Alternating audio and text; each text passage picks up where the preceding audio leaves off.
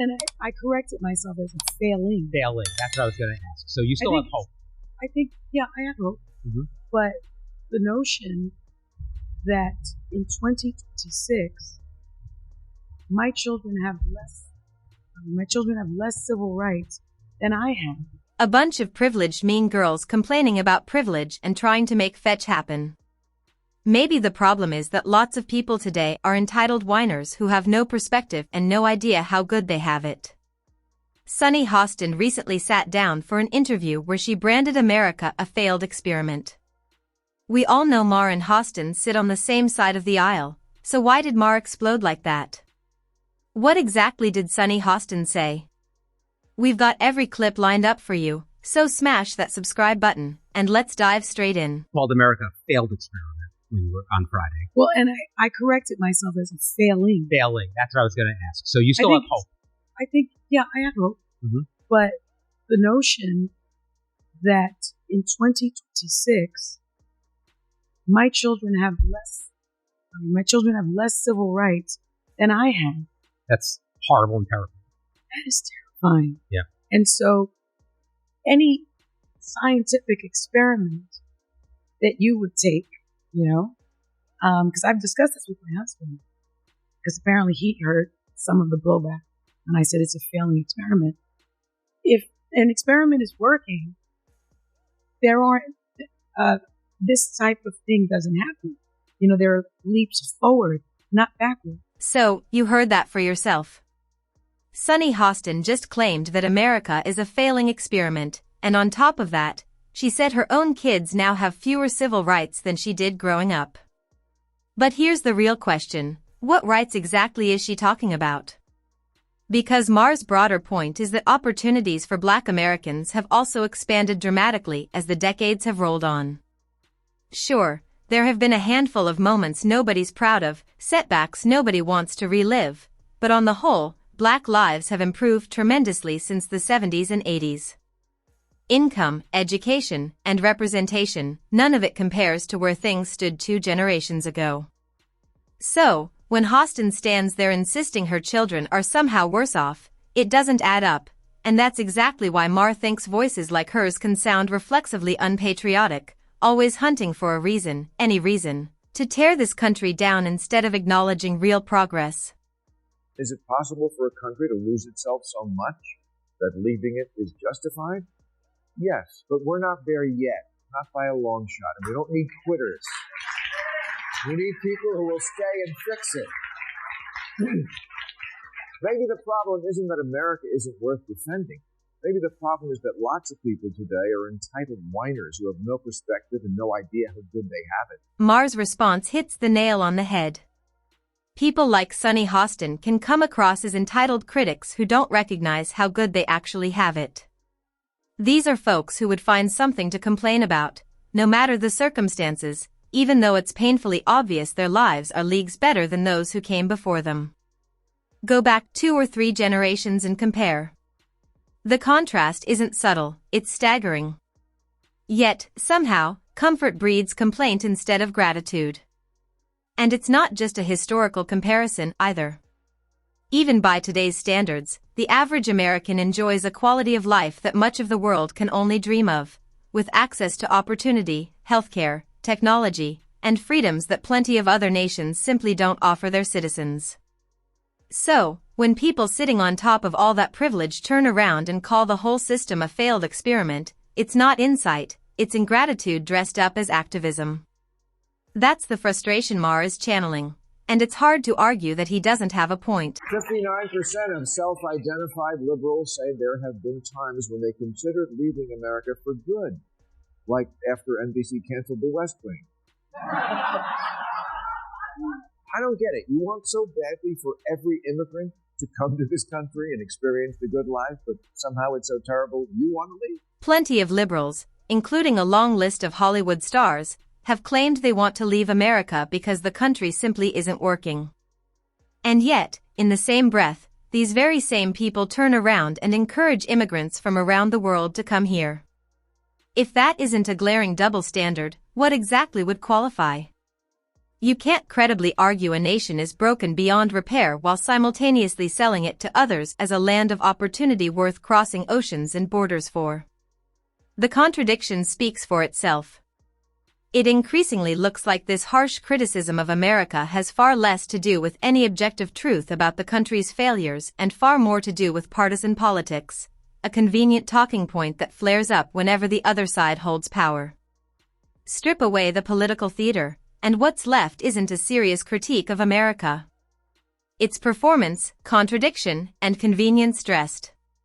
Because just like we did here tonight, you have to talk to each other, and you have to hear the other side, and I speak to a different group. I don't want anybody who's ideologically captured. I speak to the normies. I speak to the people who don't want there to be hate anymore in America. If there's any theme of this, is that I am tired of the hate. I don't want to hate half the country. Maher's right on this one. It's not just that some liberals have grown to resent the country itself.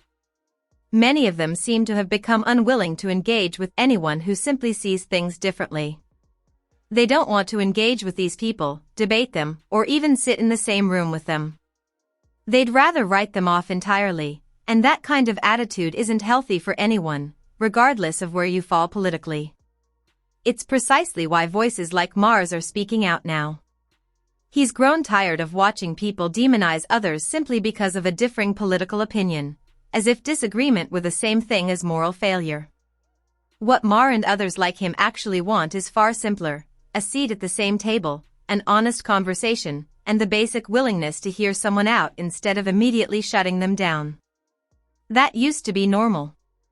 Now it's treated like a radical idea, and that says more about the state of discourse than anything else. Like there's a long list of liberal celebrities who swear they'll go if a Republican is elected, and no one ever does. Miley Cyrus once said, "I am moving if Trump is my president. I don't say things I don't mean." Here she is looking miserable, having to endure America at the Grammys last Sunday.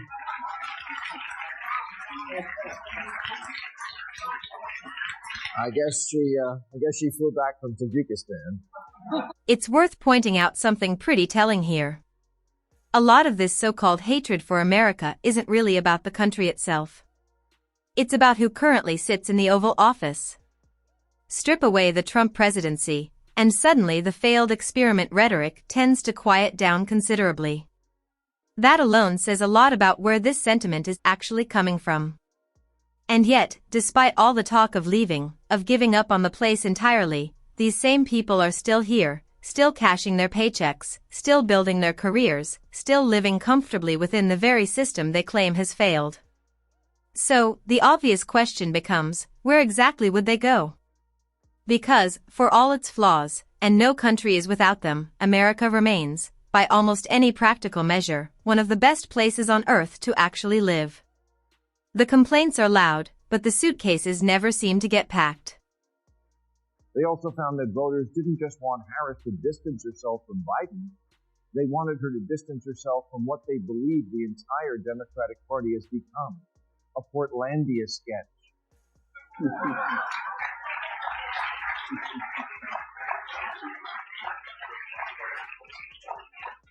A bunch of privileged mean girls complaining about privilege and trying to make fetch happen. What a shocker that the people who see everything through the lens of race and sex see their election loss as a result of racism and sexism. Yes, if only we weren't so irredeemably unenlightened, we would have elected a black president by now. Oh, what, we did? Oh, right, and then re-elected him. Maybe we missed it because it wasn't on. Maher lays it out plainly. Hostin and others like her are, in his view, a group of highly successful public figures criticizing privileges they've long since stopped noticing they even have. They sit atop wealth, fame, and influence that most Americans will never come close to, yet still frame themselves as victims of a country that has, by any measure, treated them extraordinarily well. It's a strange kind of blindness, with comfort mistaken for oppression. Some have taken it even further, suggesting America's rejection of Kamala Harris in favor of Trump amounts to proof of broader gender bias in the country, as if an election outcome were somehow a referendum on an entire gender rather than a reflection of policy, economics, and a dozen other factors voters actually weigh. That leap isn't analysis, it's narrative shopping, fitting the result into a grievance that was already decided on beforehand, and that, more than anything, is what seems to be fueling Maher's frustration. Sexism? Hillary got 3 million more votes than Trump, which in a normal country would be called a victory. It wasn't It wasn't 21st century sexism that prevented a woman from being president. It was the Electoral College. Democrats run for office as if the voters don't live here, as if they don't go to the grocery store and Starbucks in the office. But they do. They live here, and they actually see women and people of color. And it doesn't look like some patriarchal racist nightmare. Do problems remain pertaining to racism and sexism? Of course. But a poll last year asked, if America is the greatest country in the world, more blacks and Hispanic Americans agreed with that than the white progressives. Interestingly, Sunny Hostin's own community doesn't speak with one voice on this. While she insists America is a failed experiment, that sentiment isn't universal even among Black Americans. Plenty push back on the idea that the country has nothing left to offer, even as polling shows real and understandable skepticism about where things stand. Maher, for his part, points the finger squarely at the Democratic Party for the election loss and no one else. He argues they've run campaigns as though they're disconnected from the very communities they claim to represent, crafting policies that cater almost exclusively to the far-left base while ignoring what actually resonates with ordinary, everyday Americans. It's not the country that's failing them, Maher suggests. It's the party itself drifting further from the working and middle-class voters it once spoke for, then acting baffled when those same voters walk away. That disconnect, more than any single talking point, is what he sees as the